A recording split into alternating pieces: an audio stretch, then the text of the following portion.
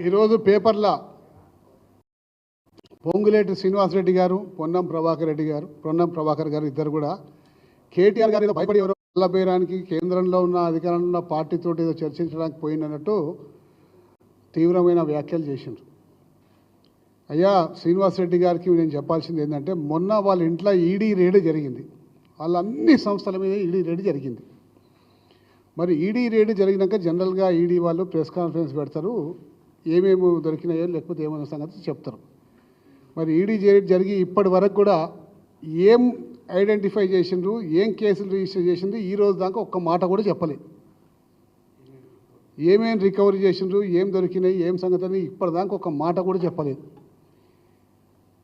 ఎందుకు చెప్పలేదంటే, Congress party Bharatiya Janata party రెండు అంతర్గతంగా కుమ్ముక్కైపోయి మీరు బీఆర్ఎస్ పార్టీని ఎంత సాధ్యమైనంత డ్యామేజ్ చేయండి.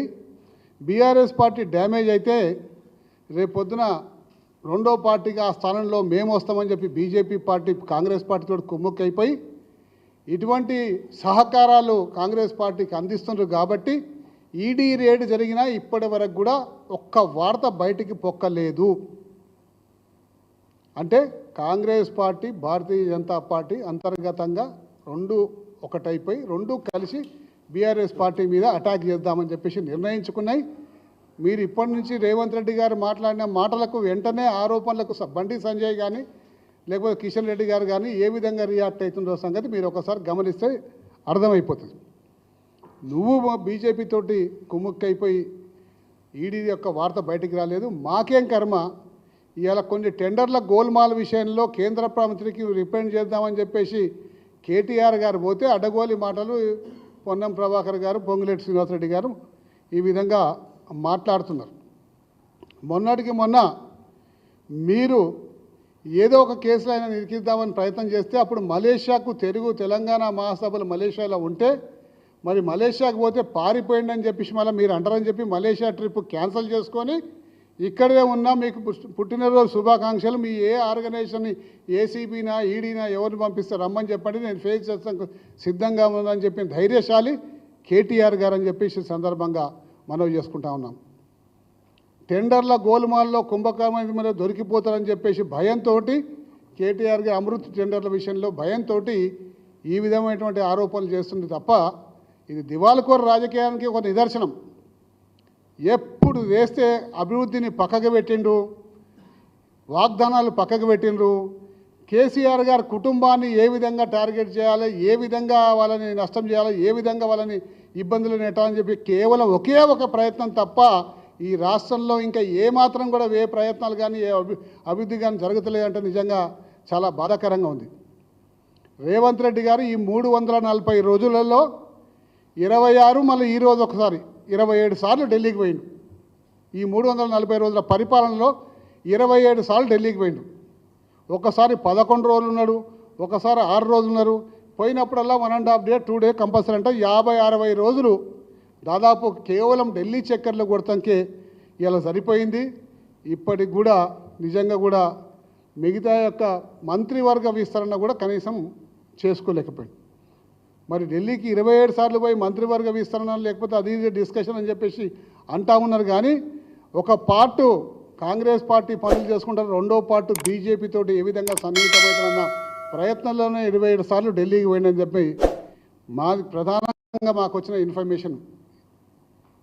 మరి మీరు బీజేపీ తోటి ఈరోజు కుమ్ముక్కైపోయి బీఆర్ఎస్ పార్టీని తొక్కుదామని చెప్పి ప్రయత్నం చేస్తున్నారు. కానీ బీఆర్ఎస్ పార్టీ ఎట్టి పరిస్థితుల్లో ఈ యొక్క ప్రజలకు ఏ కష్టం జరిగినా వాళ్ళ పక్షాన నిలబడుతుంది, పోరాటం చేస్తుంది, వాళ్ళకు అండగా ఉంటుందని చెప్పేసి కూడా ఈ సందర్భంగా మనవి చేసుకుంటూ, మూసీ నదికి మేము వ్యతిరేకం కాదు, కానీ మీరు ఏ విధంగా అయితే డిపిఆర్ లేకుండా ఏది ఒక పేపర్ మీద వర్క్ లేకుండా డైరెక్ట్ పోయి పేదవారి గోడల మీదే ఆర్బిఎక్స్ అని చెప్పి ముద్రలు కొట్టి రేపు డబుల్ బెడ్రూమ్ ఇస్తాం ఖాళీ చేయమని చెప్పేసి అన్నందుకు మేము వాళ్ళకు అండగా నిలబడ్డాం.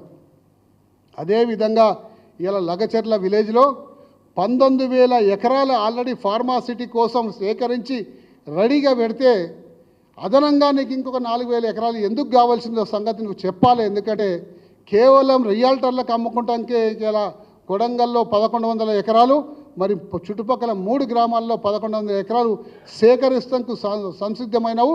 మరి 19,000 ఎకరాలు ఆడ రెడీగా ఉన్నది. మరి దాన్ని ఏం చేసుకుంటావు? ఇప్పుడు ఈరోజు దాన్ని ఏ విధంగా డెవలప్ చేస్తావు? ఈ అదనంగా 4,000 ఎకరాలు ఎందుకు అని చెప్పేసి బీఆర్ఎస్ పార్టీ తరఫున మేము ప్రశ్నిస్తున్నాము. దానికి జవాబు చెప్పాలి. మరి నువ్వు నియమించిన కుడాకు సంబంధించిన అధికారి ప్రజల భూమి తీసుకునేటప్పుడు ప్రేమతోటి వ్యవహరించాలి.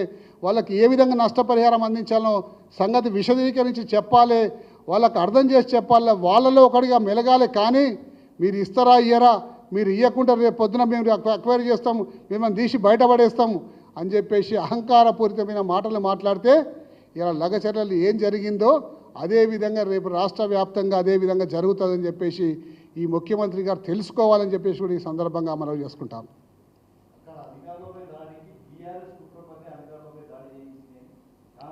చాలా రంగా అందులో దాడి చేసిన వాళ్ళని ఊరంతా వచ్చి దాడి చేసిన అందులో కాంగ్రెస్ పార్టీ వాళ్ళు లేరా? కేవలం బీఆర్ఎస్ పార్టీ వల్ల భూములే పోతున్నాయా? ఈ 1100 ఎకరాల్లో ఎంతోమంది కాంగ్రెస్ పార్టీకి మన సపోర్ట్ చేసిన వాళ్ళు ఉన్నారు. వాళ్ళందరూ కూడా ఊరు గ్రామం అంటే అన్ని పార్టీల కలయిక. కానీ కేవలం అది బీఆర్ఎస్ పార్టీ బురద చేయాలటానికి ఇలా బీఆర్ఎస్ పార్టీ ఒకటే అని చెప్తే నమ్మే వాళ్ళు ఎవరు కూడా లేరని కూడా సందర్భంగా మనం చేస్తున్నాం. ఏమైనా క్వశ్చన్స్ ఉంటే అడగండి బ్రదర్.